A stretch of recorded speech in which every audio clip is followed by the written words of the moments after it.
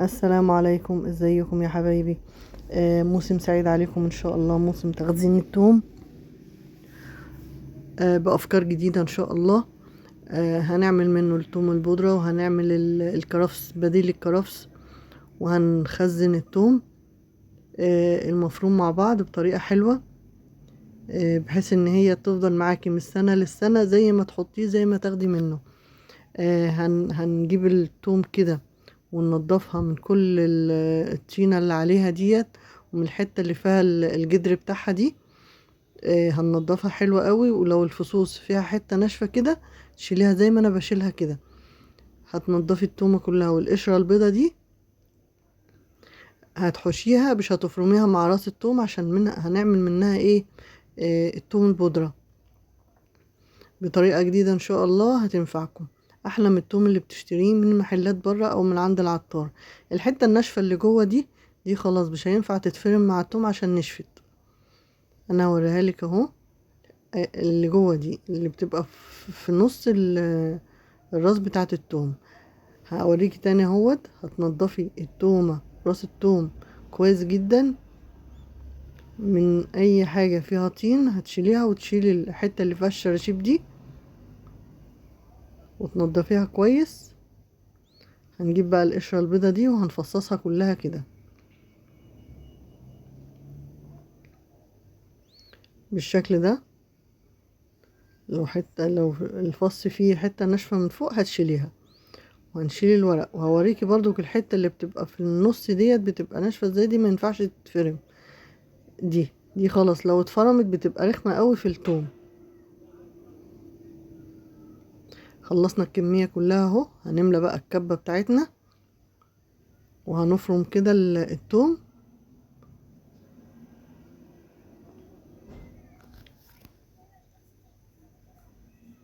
افرمي حلو، واحدة واحدة على الكبة كده، علشان ايه؟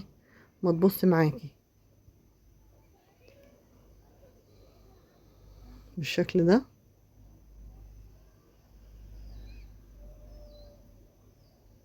يعني احنا مش هنسيب حاجة في التوم غير لما ايه؟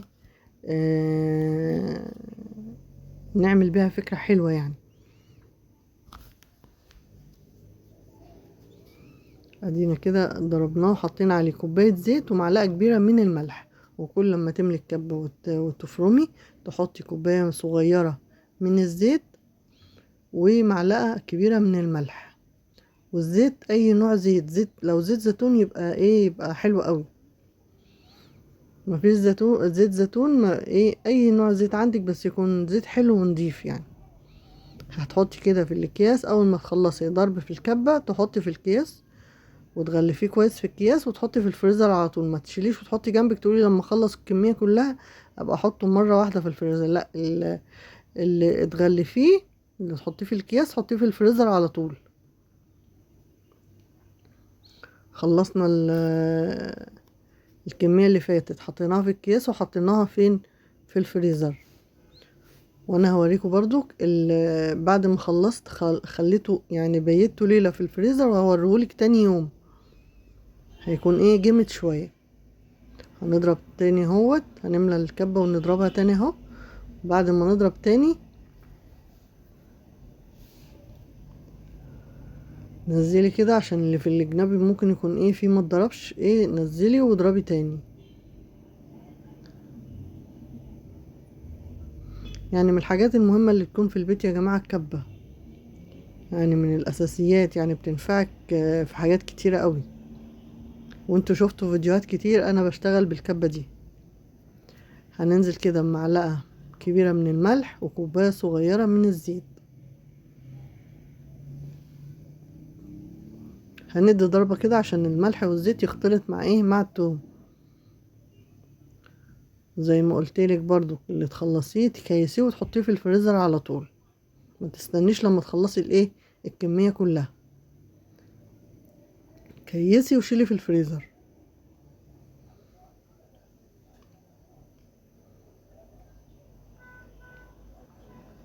لو عندك برضو العلب اللي بتتقفل دي، البلاستيك اللي بتتباع عند مستلزمات الحلويات، ممكن تحطي فيها وترصيهم كلهم على بعض كده. بس يعني اللي ما فيش علب اكياس برضو بتأدي بالغرض يعني.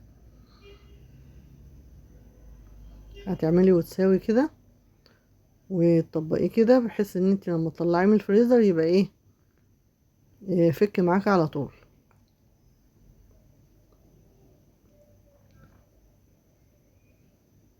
تخلصي الكمية كلها كده. انا هخلص بقى الكمية كلها، وهنرجع بقى ايه، ناخد بقى حتة حتة من ايه، من التوم. احنا عملنا التوم اهو، فاضل القشر بتاعه. هنخلص بس الكمية دي، وباقي الكمية انا بعملها ايه مع نفسي كده. هنيجي بقى للقشر بتاع التوم، هنعمل منه احلى توم بودرة. وبصي هيغنيكي عن التوم بتاع المحلات واللي بتجيبيه من عند العطار، وريحته هتبقى تحفة، هتملى البيت ايه. خير والله يا جماعة. شوف الكمية كلها اهي. هتحطيها بقى في الفرن على اهدى درجة حرارة. هتقعد معاكي ساعة ونص، ساعتين، لغاية على حسب الفرن بتاعك برضو. احنا حمصناه بالطريقة دي لغاية ما تمسكي الورقة كده هتلاقيها بتتكسر معاكي زي ما انت شايفة كده.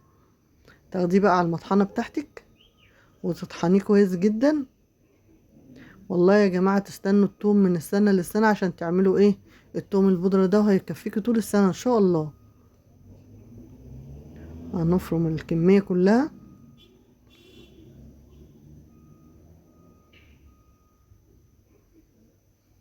زي ما انت شايفة كده هنخلص الكمية كلها. العروق بقى بتاعة التوم هنعمل له ايه، هنخليها زي بديل الكرفس بالظبط. الشوربة بقى، اي شوربة، اي حاجة بتحتاج كرفس، خدي عودين من العروق دي وحطيها فين، في الشوربة. جميلة يا جماعة، انا عملت بيها الشوربة كانت جميلة. وادي التوم بتاعنا اهو، انا بيته يوم في الفريزر طلع بالشكل ده. واللي انا بوريهولكوا ده بتاع السنة اللي فاتت، ده اللي باقي من السنة اللي فاتت. ولا اسود ولا اصفر ولا اتأكسد ولا جراله اي حاجة. زي ما حطيته زي ما هو دلوقتي، ليه سنة. وزي ما انتوا شايفين كده، وكل سنة وانتوا طيبين.